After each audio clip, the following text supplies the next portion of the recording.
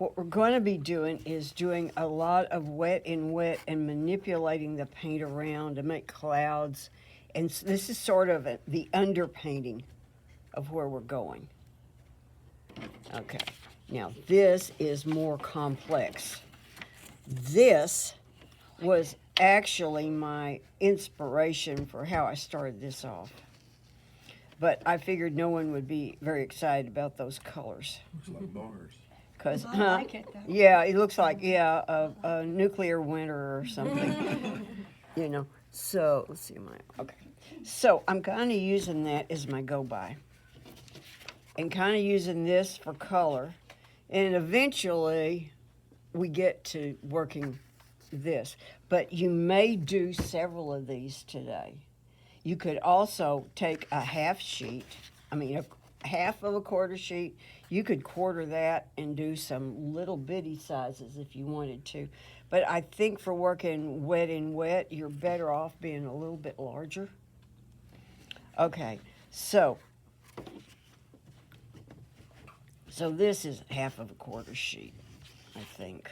Yeah, I know it is, yeah. All right, and I'm going to pre-wet it. And so what this does is this takes a little bit of time, and I'm not going to keep you here through the whole process. You could also wet the back of your paper if you wanted to. So let's do a little bit of that. That would probably pay off. Okay. Does that just make it soak in deeper? Well, you see, now it's the way I like to think about it. Now, if you're using 140 pound, yeah, it's just going to saturate the whole sheet. And this probably does too in a way. But I'm thinking about this underneath here as evaporating up through the paper. And so it's going to keep the paper moist a little bit longer. That's my reasoning. And of course, I don't have scientific proof. Okay. So, I thought that we would work with quinacridone rose.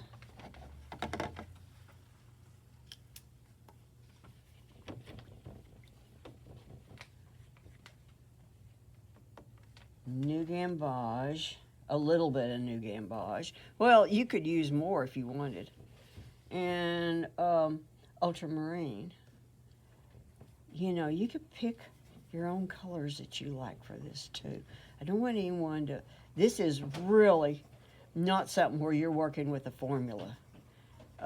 You're really going to be playing, and I want you to go at this like you're playing, not like you're making a finished piece of art to, you know. You may wind up with something that you like, but I'm just saying don't tie your brain into knots over getting this a certain way. Because what I'd like to have happen is I'd like for this to be discovery time, you know, as you're working with this. So let's see. So I could be thinking clouds, or I could actually be looking at pictures of real clouds. That's pretty complex there. So we're going to have paint that where we get some run back. Let's see. Let's start out putting some color up here. And because I've got this very wet, and I've got this very wet on the back, I can be pretty nervy about putting quite a bit of color down. Whereas, you know, if this was drier, I might be more cautious. Also, if this was the painting to end all paintings, I might be more cautious. I never do one of those paintings, so. So, now here's the problem. The problem is that y'all are all standing around, and we need time for things to happen. Oh, look, there's a little bit of a light place right there. And, well, we need a little bit of sun color, I guess. Oh, you know what? I guess I'm doing the stupid thing of placing the sun right in the middle of the darn thing, which is kind of, yeah, kind of cheesy, but, you know, whatever. So the thing is, we could start to mix a little bit of color here on the paper. I'm going to try not to add more water that's significant, because part of this is going to depend on that partially dry paper where you begin to get those blooms.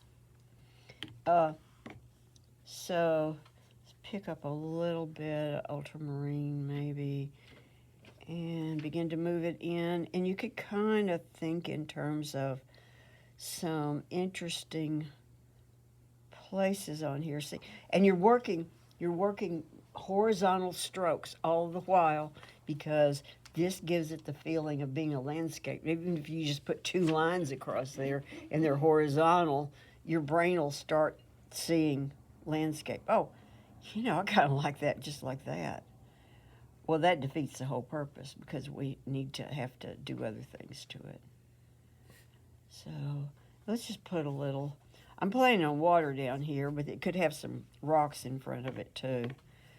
So I'm just getting a little bit of color down here, because this piece has, land coming in, and then we're going to have some dry brush right in there, which that complicates it. If you don't get the dry brush, you'll be okay. But, we're going to have some water. We need some land mass, and we need some water eventually. But right now, we just need some color along the bottom and very soft areas. And then up here, we're looking for water to dry. I'm sorry about this. Does anybody have anything they want to talk about? While we watch paint dry. Well, while we watch paint dry.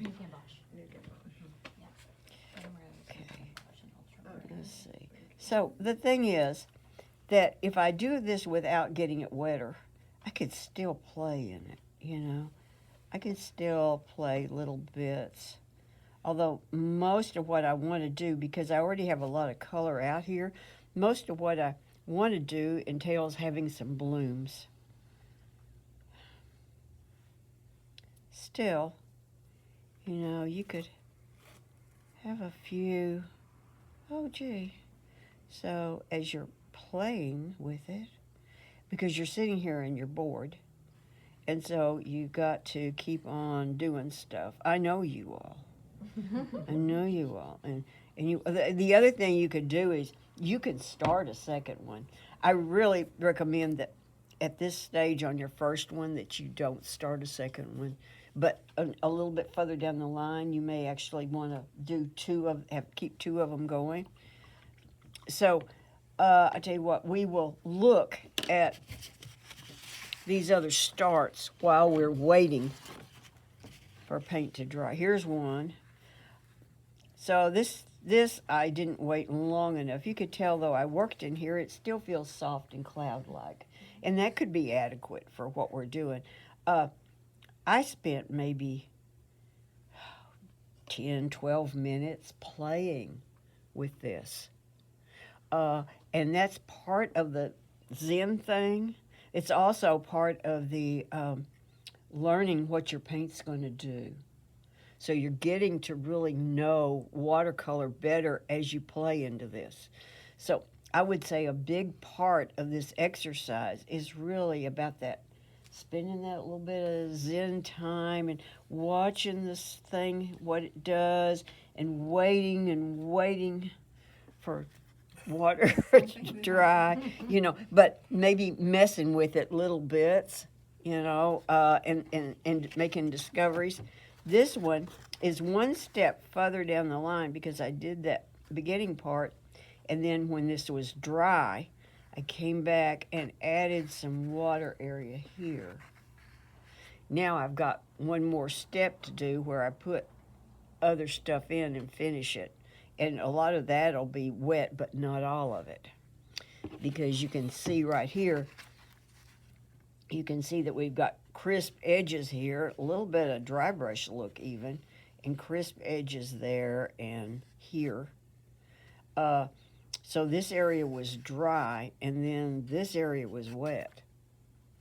Okay, so that gives you kind of an idea of where you're headed.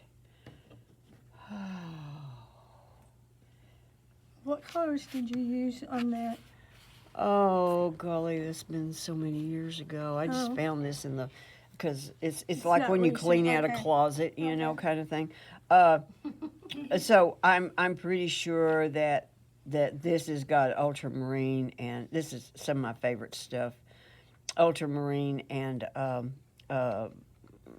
Quinburnt Scarlet probably, and some yellow.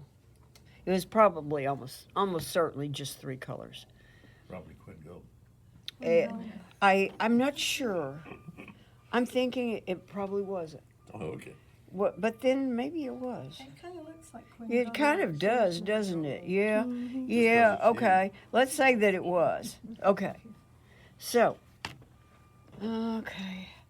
Oh, gee, we're just not there. I'm so sorry. This is terrible. Okay. This is the problem why I don't do this kind of demonstration more often.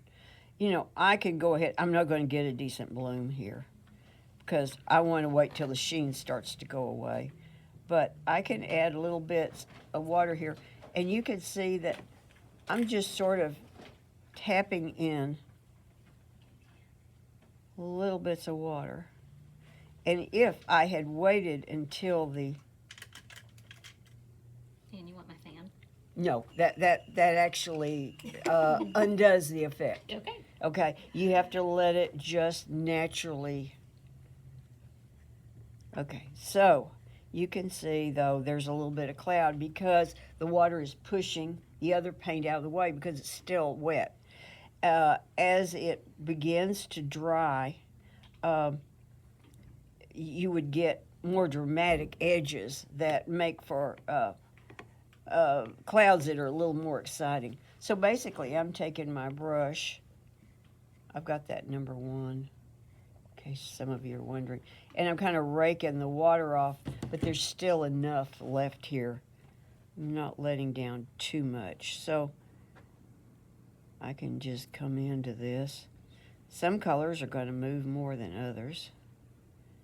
My blue seems to be holding in there a little bit more. And it's probably doing that because it does. I mean, the pigments have different qualities. Particularly if you were working with cerulean, it would definitely not wash away as much as the pink, even though the pink is a very staining color. It's very ink-like and moves around more until it doesn't, like.